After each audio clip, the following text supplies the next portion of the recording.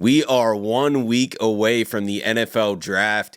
There's a lot of Mark Andrews trade rumors heating up. And now I'm seeing a lot of Jalen Ramsey rumors heating up. And I wasn't going to speak on this because at first I'm looking at Jalen's contract and his age, and I'm like, this is not a move that the Ravens usually do. And it's still unlikely in my opinion. But I was hearing Marcus Spears talk about this, and he got me a little fired up. Everybody wants to get young, but Jalen Ramsey, I truly feel, still can be a championship piece. This feels like one of those Baltimore-type players that will help you on your quest to win a championship as they've been so close for so long. He's not wrong. Jalen Ramsey can 100% be a championship piece for the Baltimore Ravens. We need an outside corner. I mean, it fits a need perfectly. Can you imagine Nate Wiggins, Jalen Ramsey outside, Marlon Humphrey in the slot, Kyle Hamilton at safety? Maybe we draft another safety or corner to go along with that. You got the young guys like TJ Tampa, who it takes a lot of pressure off of because you would have a vet in Jalen Ramsey and Awuzie, by the way. Now, I don't think that the money makes sense for the Ravens. We are very tight against the cap. Jalen Ramsey has a massive contract that you really can't get out of for about 2 more years. And even then, you're going to accrue quite a bit of dead money. So we would have to offload some money, in my opinion, to get this done. The Ravens just aren't going to be able to clear enough money without really mortgaging the future. I mean, it would really affect us re-signing Oweh, Kyle Hamilton, Tyler Linderbaum, Travis Jones. It would really impact that if we had a Jalen Ramsey contract on this roster. But with how non-committal Eric DeCosta has been to Mark Andrews, especially of recently, basically just when asked about trading him, he just gets real complimentary and says, we love Mark. We appreciate his time here. It almost sounds like a goodbye, like every single time. And Eric DeCosta is known for smoke screens, so he could just kind of be feeding into this, for the joke. Or maybe he wants a deal that's going to blow him away and he will trade Andrews. I don't see why he wouldn't trade Andrews if, you're getting a second-round pick offer or something like that. If the offer's not great, I say keep Mark Andrews. But you could offload Mark Andrews' contract for a Jalen Ramsey. Maybe send him a 6th or 7th-round pick, too, because we have a ton of them. And the Dolphins save a little bit of money. They get a tight end. They get a boost to their offense. I know they got Jonnu Smith, but I think Mark Andrews is an upgrade. You get a boost to the Dolphins' offense. He has an expiring contract, so you can either commit to Mark long-term or that contract comes off the books. Now, the Ravens, on the other hand, would have to still clear about $4 or $5 million for this season, which I think is pretty easy to do. We haven't seen a Lamar Jackson restructure. His contract balloons to $74 million next year and the year after. So 100% there's a Lamar Jackson extension coming. Doesn't necessarily have to be this offseason, but it 100% has to be next offseason. The Ravens are not having a $74 million cap hit for Lamar Jackson next offseason. So there will be an extension done. A ton of cap's going to get cleared. And when you clear that much cap, you can probably afford the Jalen Ramsey contract for next year. Now, how long you want to keep him on the team, that's a question because he is getting older. By that time, he's going to be 32, in 2 years. And you're going to have to probably try to find a way out of it and eat a little dead money, or they've moved on from Marlon Humphrey at that point, and then that contract's off the books. Maybe you let Odafe Oweh go, that contract's off the books, and then now the Jalen Ramsey contract's a lot more affordable. I still think this is unlikely just because it's very uncharacteristic for the Ravens to do, and without shipping a Mark Andrews with him or someone that has a bigger contract, even an Odafe Oweh, somebody that has a bigger contract, without shipping that for Jalen Ramsey, I think there's less than a 1% chance this can happen. We're not just going to send a 3rd-round pick and get Jalen Ramsey and keep Mark Andrews. I don't think that's possible. But packaging a Mark Andrews and a late-round pick for Jalen Ramsey, you don't have to clear as much cap. That there is a small difference there, but it's not insane. And then with how many contracts are coming off the books next year, you're just going to have to make the decision about who you are going to re-sign. I say Kyle Hamilton and Tyler Linderbaum are absolute priorities. and then maybe you do move on from Marlon Humphrey, who's also in an expiring contract, Odafe Owe an expiring contract, Travis Jones an expiring contract, the entire tight end room expiring contract. So like the Ravens have a lot of guys that they're going to have to decide whether they want to re-sign or let go. And I think Jalen Ramsey's contract then becomes a lot more affordable on top of a Lamar Jackson restructure, probably a Roquan Smith restructure.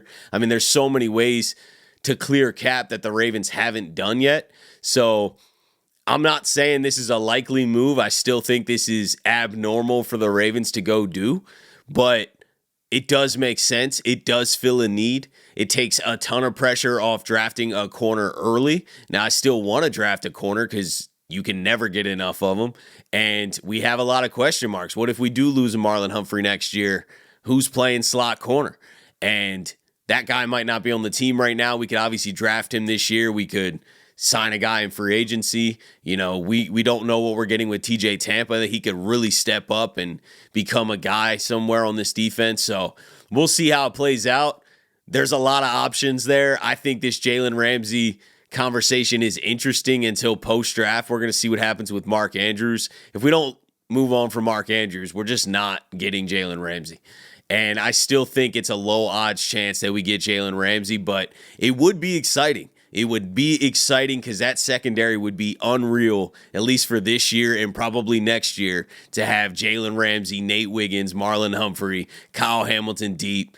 I mean, it's an impressive secondary. That'd be one of the top secondaries in the NFL. And I still think Jalen Ramsey's got some juice. I know he had, a down year, according to his standards last year, but Jalen Ramsey can still play ball and would be an asset to the Baltimore Ravens defense. And I agree with Marcus Spears, would be a championship piece to the Baltimore Ravens defense. Moving on to some other recent news that I haven't talked about yet. Joe Flacco was thinking about coming back to Baltimore. His agent asked him because he said that the Ravens were interested, and Flacco was like, it's not my number one choice because I do want to go somewhere where I have a chance to start, and without an injury, obviously he's not starting in Baltimore, but he said he would be open to it. And this really just got me thinking back to the Flacco days and also just how would have that looked or how would have that felt. I'm sure a lot of the Ravens fans can relate when you saw this, or if you haven't saw this, this is what you're thinking now, but it would be cool and kind of weird. I definitely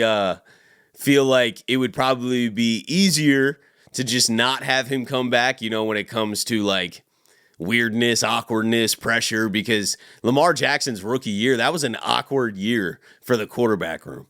Joe Flacco was still the guy, and in his mind was not being replaced. I know the Ravens organization was obviously ushering in, a Lamar Jackson, but I don't even think they wanted to play him like they did in year one. But Flacco got injured. They put Lamar in. We started winning games.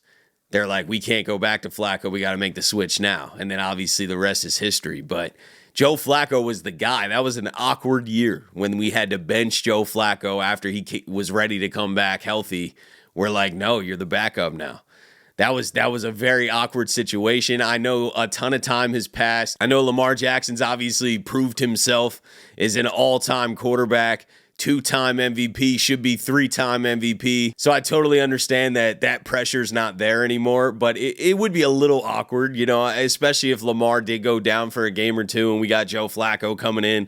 It would, I think it'd be awkward, but also cool. It would also be nostalgic for growing up watching Ravens with Joe Flacco all those years, and I was a fan before Joe Flacco too. I remember the Kyle Bowler, Elvis Gerbach days, Steve McNair, even back to Trent Dilfer in the Super Bowl. I was really young during the Super Bowl, but still, I remember the wave of quarterbacks. We were like the Cleveland Browns there for a while, just ushering in quarterback after quarterback. Nothing was really working. Steve McNair had a great year with us, but it was short-lived.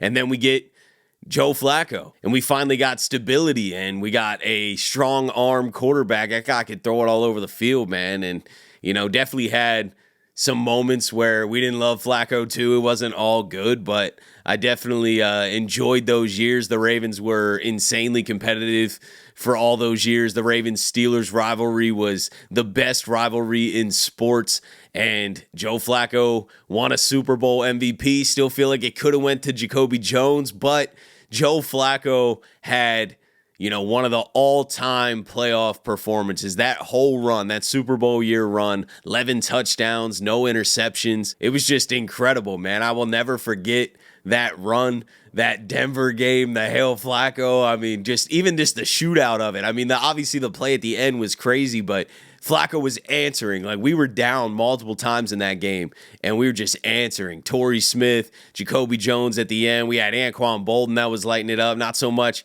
in that game, but the New England game after, and then in the Super Bowl, Dennis Pitta at tight end was lighting it up. It was just a fun ride, man, and Joe Flacco helped bring us a Super Bowl. We definitely couldn't have done it without him. So it would have been cool to have him back in a Ravens jersey, but he went to the Browns. I totally get it. He has a chance to start there and will be coming back to the Baltimore Ravens Stadium this year for the first time. So that'll still be a nostalgic moment, and I think the fans will give him love, man. I think it's all love with Flacco, especially since we upgraded. I love Flacco, but ushering in Lamar Jackson is like exciting and even better of an experience in a way. We still got to get that Super Bowl, but regardless, we're having immediate fun. We were struggling there after the Super Bowl with Flacco for a few years, and then we get all this juice with Lamar. I don't think Ravens fans have any reason to have bad blood with Flacco. It's just all love. So excited to have him back in the division. I think it'll be cool to go against him 2 times a year. It'll be cool to see him back in Baltimore, and looking forward to that. But that's it for today, guys. I just wanted to come on here. I want to address this Jalen Ramsey news. I know a lot of people are talking about it. I haven't really dived into the details or even spoke about it really on this channel. But with the draft being a week away, a trade like this would happen in the next week. I still think it's kind of unlikely, but if you package a Mark Andrews, if they're interested in that, it's doable. It's definitely doable and would be a big, big addition to the Ravens defense. So I just wanted to come on here, talk about that, talk about the Joe Flacco stuff a little bit. But let me know what you guys are thinking about everything. I appreciate you, as always, for tuning in to another episode of the Flock Rundown. Have a beautiful rest of your day, and I'll let the greatest linebacker in the history of the game take us out. Ravens Flock.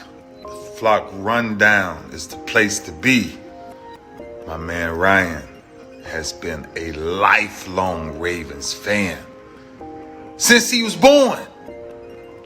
The Flock Rundown. Nothing gets better than waking up and wondering how high we can fly. Tune in. Motionless brainwaves attempt to swim their way to sense, can't tame the untamed.